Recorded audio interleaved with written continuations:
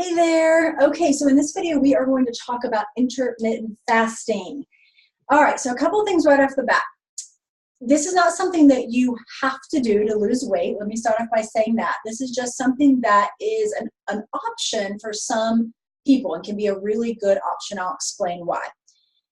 If the idea of fasting freaks you out, I know it totally did me when I first started learning about this, and I was learning about all these coaches that I looked up to that were doing this. It was like, well, that sounds kind of terrifying, right? And because, for me, I thought of fasting people that were either protesting or doing some sort of like religious fast, right? And so I would think of people that would go like really long periods of time without eating. And I'm like, how can you, function and do that? But I'm going to explain more of what it is. And it's really not as terrifying as it sounds. And the thing I want to get you to think about here too is that you're already in some way, shape, or form doing intermittent fasting. All intermittent fasting is you're putting some boundaries around when you eat and when you don't eat. And the idea is that you're giving your body extended periods of time where it can rest and shift its energy from having to deal with the food we're eating and digesting and all of that, and put it into other things. So it's been known to help with things like weight loss. It helps with insulin resensitivity. So remember, if you become desensitized to insulin, your body is constantly in storage mode, but it's not really getting the energy it needs. So intermittent fasting is something that's been shown to help resensitize us to insulin. So it can help with weight loss, it can help with healing, it can help with hormones, and it can really even help some people with energy levels because it's forcing your body to get into that fat adapted state more. And so when your body is burning fat for fuel, a lot of times people will notice they have more mental clarity and they have more energy. So these are some of the benefits that you can get from doing this. Now, again, you don't have to do it. So if this is something that just doesn't seem like it would work for you, that's completely okay. But I want to explain what it is and give you some steps if you want to try it, because it could be something that you want to incorporate in and just see if it works for you. So again, a lot of the fears we have around intermittent fasting go back to our fears around hunger. Right? That's really what it is. It's scary to think about going long periods of time and not being able to eat and feeling that sensation of hunger. So remember, if you know how to manage your hunger, then all of a sudden this becomes a lot less scary, right?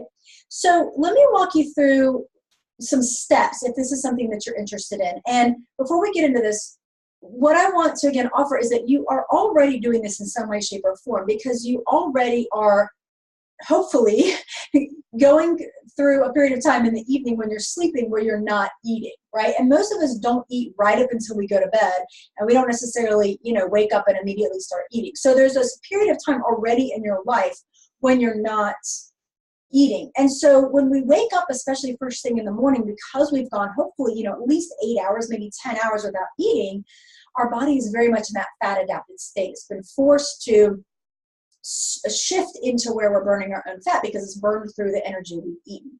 So really what people are trying to do is extend that period of time in the morning so that, again, their body's able to stay in that fat adapted state, which has all those benefits we talked about. So even for people that aren't necessarily trying to lose weight, they might enjoy it because, like for myself, I'm usually in work mode first thing in the morning, right? As soon as the kids are at school, I'm in work mode. And so if I'm in that fat adapted state, I like it because I feel good, I have high energy, I've got good mental clarity, and then I'll eat a little bit later on when I'm ready to take a break. So it can work for a number of reasons, or there's a lot of different benefits to it. So here's what I would suggest. If it's something that you're interested in, you can sort of experiment with it and see if it's going to work with you, going back to what we've talked about around managing hunger, okay? So first thing I would say is give yourself a couple weeks if you're getting started with this process to make sure you're in that fat adapted state that we talked about in week number 1. So remember, fat adapted just means your body is better at shifting into that state of burning its own fat for fuel. And how you will know you're there is you should notice your hunger levels are starting to come down. You don't feel as hungry. You don't feel as hungry between meals. And you should feel a little bit of increase in energy as well if you're in this state. So that's one of the things that would tell you. So I would take a couple weeks, really get off the sugar, get off the flour, make sure you're here before you start trying intermittent fasting. I mean, you can jump right into it, but it's going to be a lot harder. You're going to feel a lot more miserable. I notice that when I'm eating kind of bad, I get off protocol, I have a much harder time in the morning doing the intermittent fasting. When I'm eating really well, then I feel great in the morning. So that's something that's helped a lot. The next thing I would do is just make sure you're giving yourself an evening cutoff time. It doesn't have to be super early. It can be 8 or 9, but this is something I've used with clients for years, and I didn't call it intermittent fasting. It was just kind of common sense, right? Because most of the time what we're eating in the evening isn't, health food, right? We're usually snacking while we're watching TV, something like that. So giving yourself that evening cutoff time is just going to help your body extend. And as you go into sleep, you're going to be able to shift into that fat adapted state sooner. And then when you wake up in the morning, you're kind of there, you're ready to go. Okay, so give yourself that evening cutoff time. Then the next step is I would just start slowly increasing the time in the morning that you are, allowing yourself to not eat. So if you're normally eating breakfast at 6, maybe you try just to go to 6:30. And just really listen to your body, really pay attention. Notice that the hunger will come in waves. And just pay attention to that hunger scale. If it starts really getting below that -4, then you want to start to eat. Now, some of the things that people will do during a fasting state is you can still have water, you can still have coffee, you can still have tea. Some people will even do some bone broth, anything that doesn't have like sugar or really carbohydrates. So a lot of people will even do like some full fat cream, or like I'll do some coconut oil in my coffee in the morning. So I'm getting a little bit of fat, but I'm still extending that fasting period, because remember, fat doesn't really raise insulin levels. And so that's really the whole goal with this, is that we're keeping those insulin levels low and not forcing our body to go into that digestive state. So you can even add in, some people will do something called MCT oil, which is medium chain triglycerides. There's all sorts of stuff out there. You might have heard of like bulletproof coffee. It's like putting butter in your coffee, but it's kind of the same idea, right? So we're extending the time until we eat, but we're giving our body a little bit of fat just to kind of satiate us just a bit during that time. Okay. Now, as far as windows of fasting, some people will do, let's say a 10-hour eating window and a 14-hour fasting window. And if you think you're sleeping for 8 of those hours, that's really not that bad. Some people will do like an 8-hour eating window to a 16-hour fasting window. That's a really common one, and a pretty sustainable one that isn't too hard to do. So that could look like maybe you start eating at 10 and you stop eating at like 6 o'clock.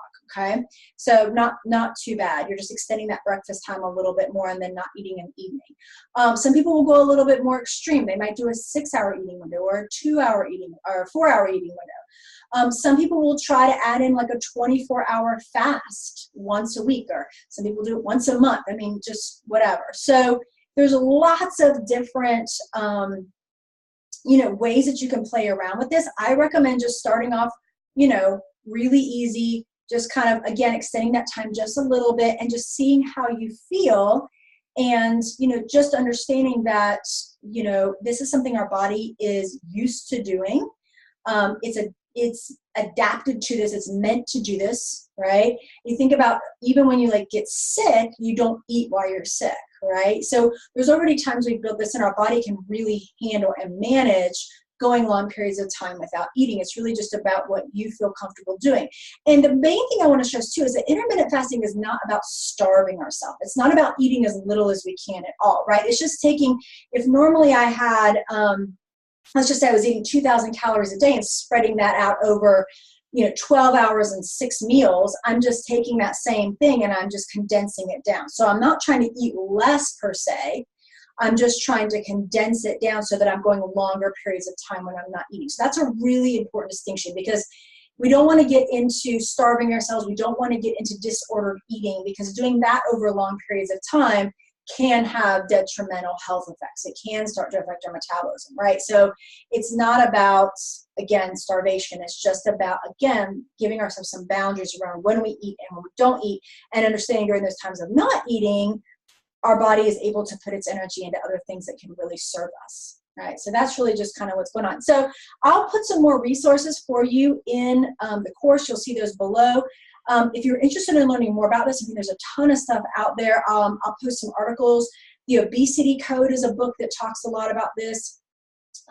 Eat, Stop, Eat, I think is the name of another book that's really popular that goes into this. So it is something that you'll probably hear more about, see more about out there. But I wanted just to give you guys some basic guidelines around this.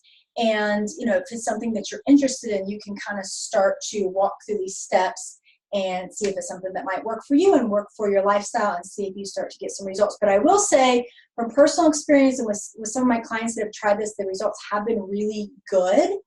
But, you know, again, you just want to see what works for you. It's not for everybody, and that's completely okay. You can totally lose all the weight you want to lose without doing this.